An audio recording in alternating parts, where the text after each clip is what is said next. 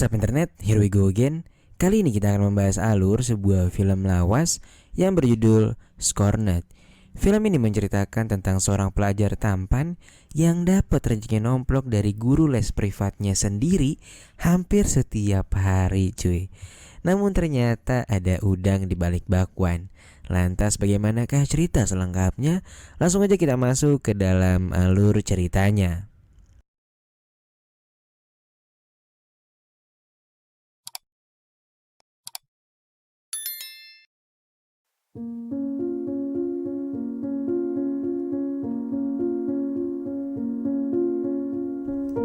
Film dimulai dengan memperlihatkan sebuah keluarga harmonis yang sedang bersiap untuk menjalani kesibukan masing-masing.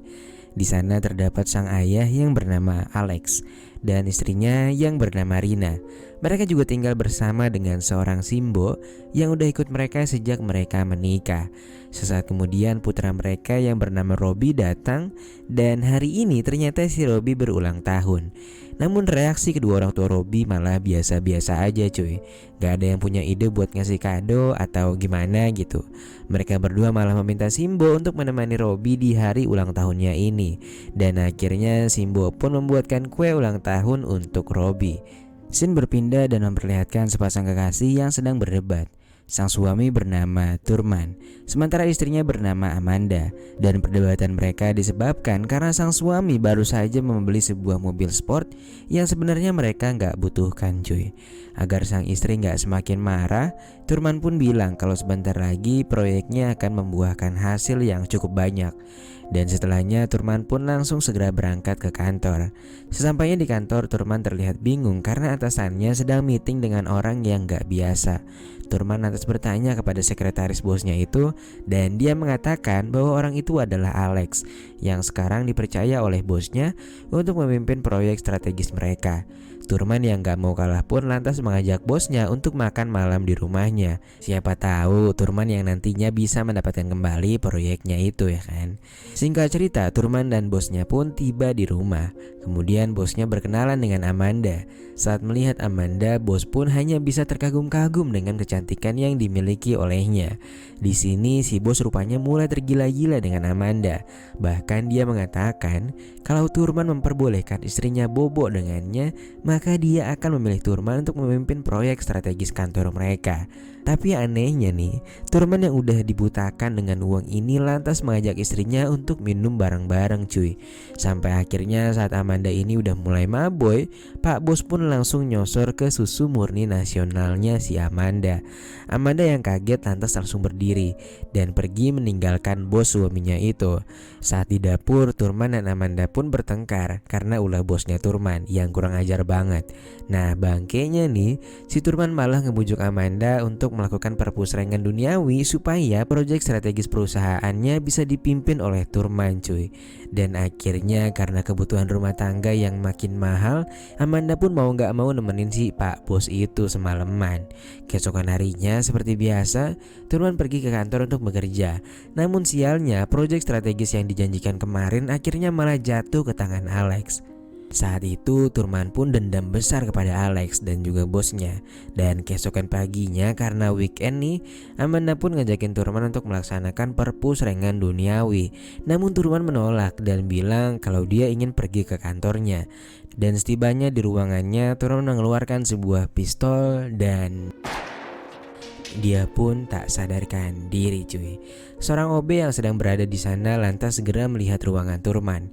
Beberapa saat kemudian Amanda mendapatkan kabar dari rumah sakit bahwa Turman telah berpulang ke dunia anime. Dia pun syok dan gak bisa berkata apa-apa lagi. Singkat cerita, setelah pemakaman selesai, Amanda menuju ke kantor sang suami untuk mengambil barang-barang sisa yang ada di ruangannya. Karena kematian sang suami yang menjanggalkan, tak lupa dia juga mengambil data-data penting di PC milik Turman. Nah, di sini sebenarnya Amanda tuh tahu cuy, penyebab suaminya meninggal itu adalah karena sakit hati akibat perbuatan Alex dan juga bosnya. Dan setelah itu Amanda pun langsung segera pulang dari kantor Turman. Di tengah perjalanan, Amanda pun merasa bahwa ia harus membalaskan apa yang sudah terjadi pada Turman. Segera ia pun langsung menuju ke rumah si bos, dan ketika si bos membukakan pintu, Amanda pun langsung menarik pelatuk yang ada di dalam tasnya cuy. Dan akhirnya Pak Bos pun bisa beristirahat dengan tenang dan berpulang ke dunia anime. Beberapa hari kemudian Amanda mendatangi sekolahnya Robby atau anaknya si Alex cuy. Dia pun meminta semua informasi mengenai Robby melalui wali kelasnya dengan mengatakan bahwa Amanda adalah tantenya. Dan akhirnya wali kelas Robby pun memberikan semua dokumen yang berkaitan dengan Robby. Begitu sampai di rumah, Amanda mengedit semua dokumen-dokumen asli dengan merubahnya sedemikian rupa supaya Amanda bisa dikirim ke rumah Robby sebagai guru privatnya si Robby ini cuy. Singkat cerita, akhirnya surat itu pun tiba di tangan Alex. Setelah membaca surat itu, Alex langsung setuju jika Amanda menjadi guru privatnya Robby. Lalu istrinya Rina langsung menelpon Amanda untuk segera datang ke rumah mereka dan mengajar Robby. Beberapa saat kemudian setibanya di sana, Amanda langsung berkenalan dengan Robby si calon muridnya.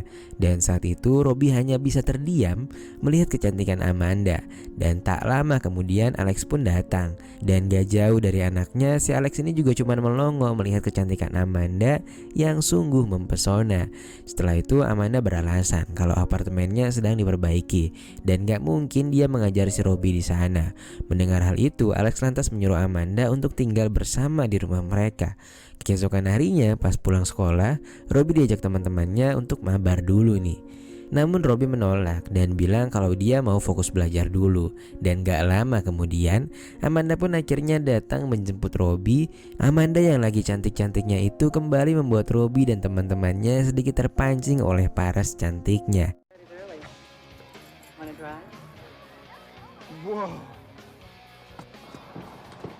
Lalu sesampainya mereka di rumah, Bu Guru Amanda lantas segera memulai proses belajar mengajar bersama Robby. Namun di sini Robby malah gak fokus belajar dan gak berhenti-berhenti ngeliatin Bu Guru Amanda.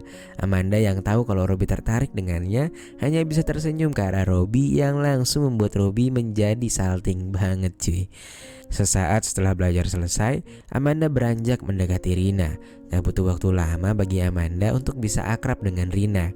Rina pun bilang kalau malam ini dia akan melaksanakan dinner dengan Alex. Dan Amanda pun membantu Rina memilihkan baju agar saat dinner nanti Rina bisa terlihat menawan.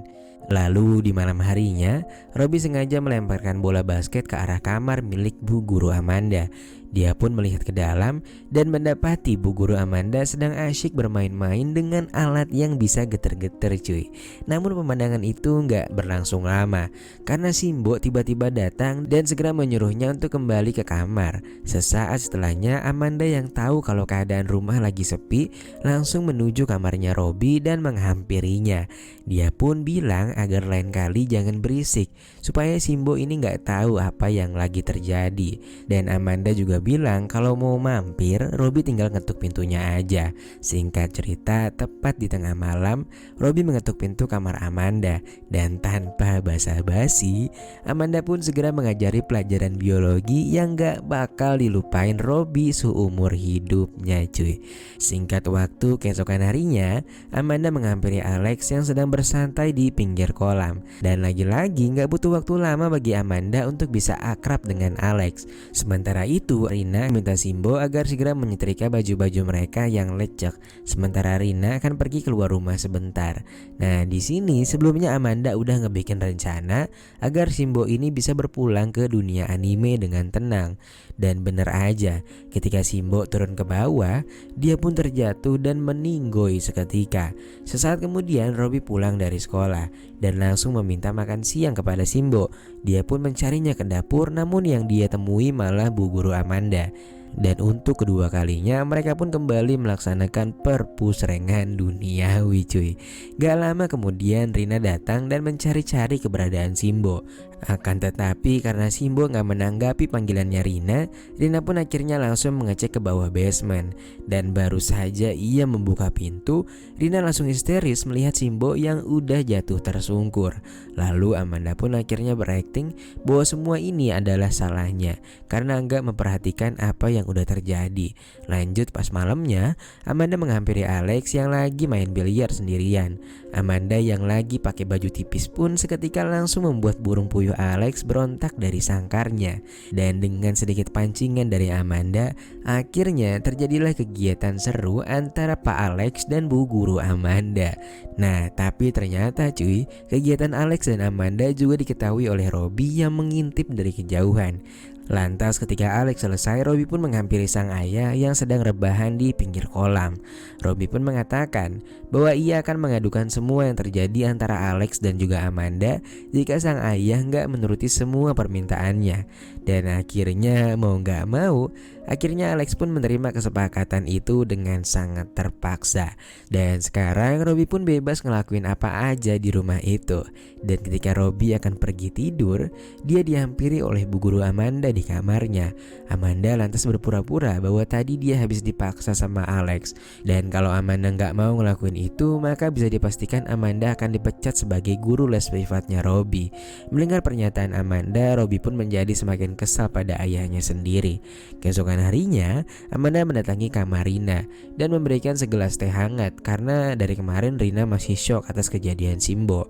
Saat itu Rina pun bilang kalau dia sangat berterima kasih karena keberadaan Amanda di rumah itu sangat membantu. Dia juga berterima kasih karena Amanda sudah mau menjadi teman berceritanya. Singkat cerita, beberapa bulan setelahnya, Robby mendatangi kamar Amanda dan dia bilang kalau dia diterima di universitas bergengsi yang ada di kota New York. Amanda pun sangat mengerti kebutuhan Robby sebagai salam perpisahan mereka.